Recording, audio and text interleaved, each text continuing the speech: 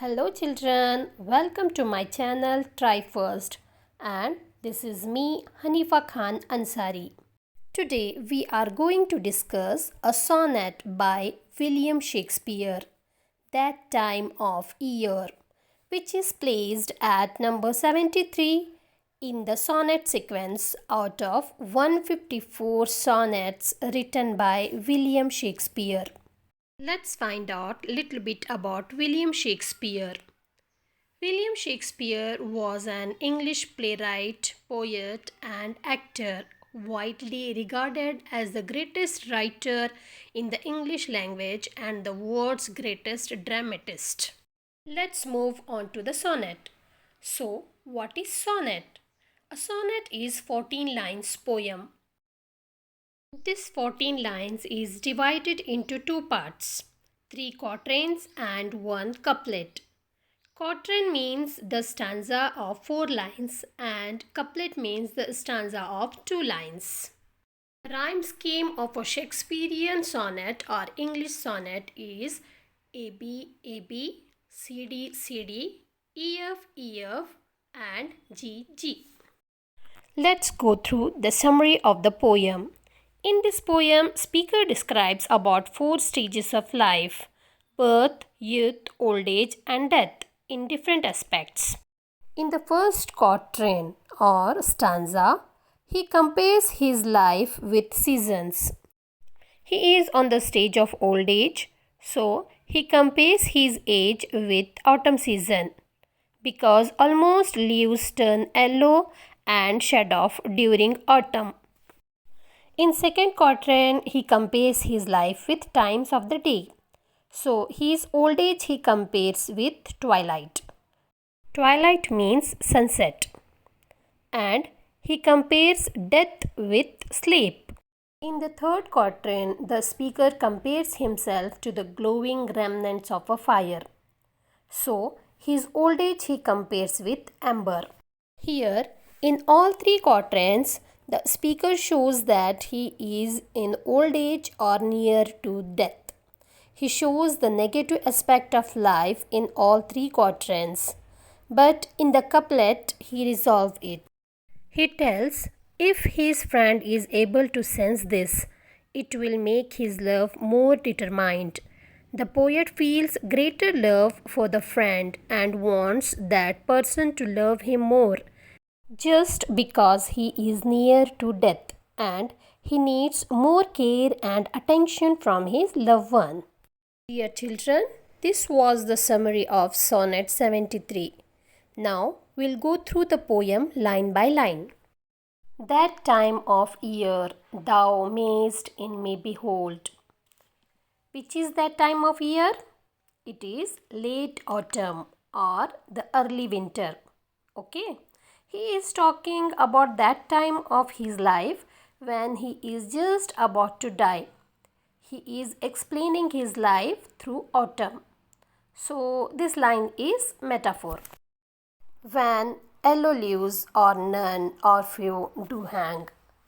Earlier the trees were full of leaves and now there are very few or none. All the leaves have fallen down. This he compares to his health. Earlier he was full healthy. Now by age he is becoming old and his strength and energy is drained out. Upon those boughs which shake against the cold. What are boughs? Boughs are branches of trees. This picture represents the old firm. Now when you see someone old, what do you see? They mostly feel cold.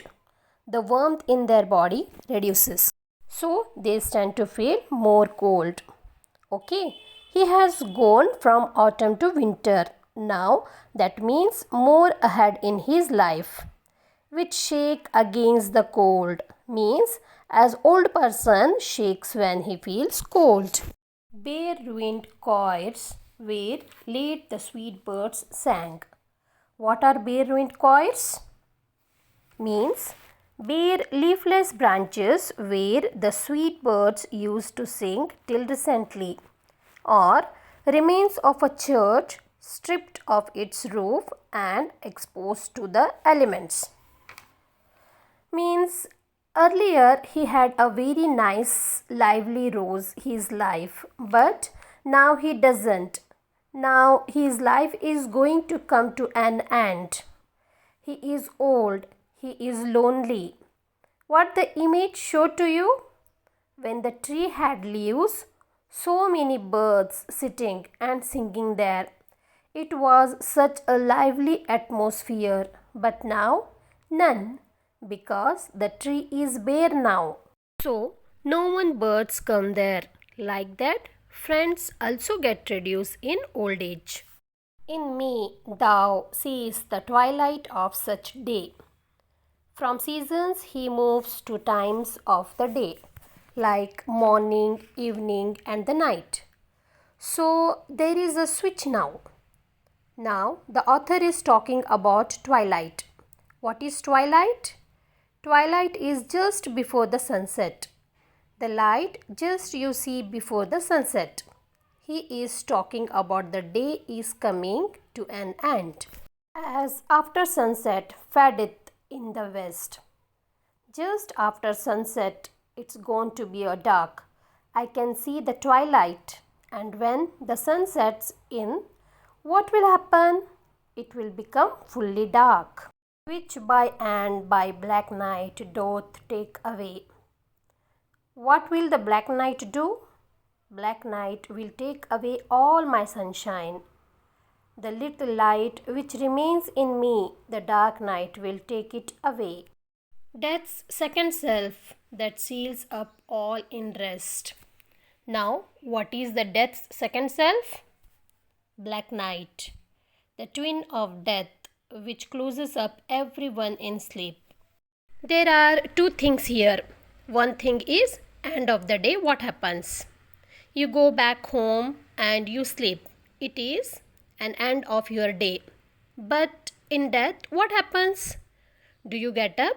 No. Once you sleep forever. So it seals up everything. It closes your relationship, your family, your love, everything closes forever. This is what he wants to say. It's end of the day. When the death comes in, everything ends. In me thou seest the glowing of such fire. What is the fire that he talking about here? Have you seen the wood burning? When the wood burns, there is very little fire on top. This fire is come because of the wood burning. And how will this fire die? It will die back into the wood. So, he is talking about that glowing of such fire, last remains of the fire, that on the ashes of his youth doth lie.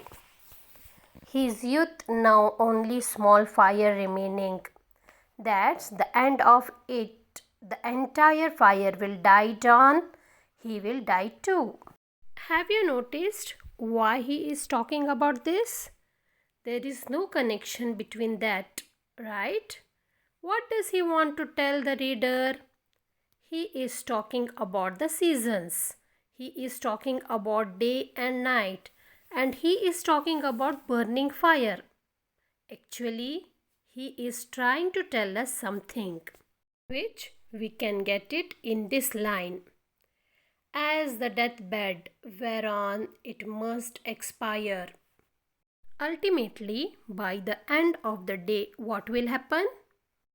Everything is a cycle, right? We see autumn, we see winter, we see spring, and we see autumn again. We see the day, we see the night, and then we see morning again. We see the day again. But here in death, we don't. Once a person dies, he is not alive again. So, this is what he talking about. Once I die, you will never be able to see me again. It is the deathbed that everything has an end. It expires, consumed with that which it was nourished by. it will be consumed with what it was given food with. Alright? That particular wood was letting the fire burn, and the fire will go back to the wood again. This thou perceivest, which makes thy love more strong. At this point, author starts telling the reader that this is important. I am going to die.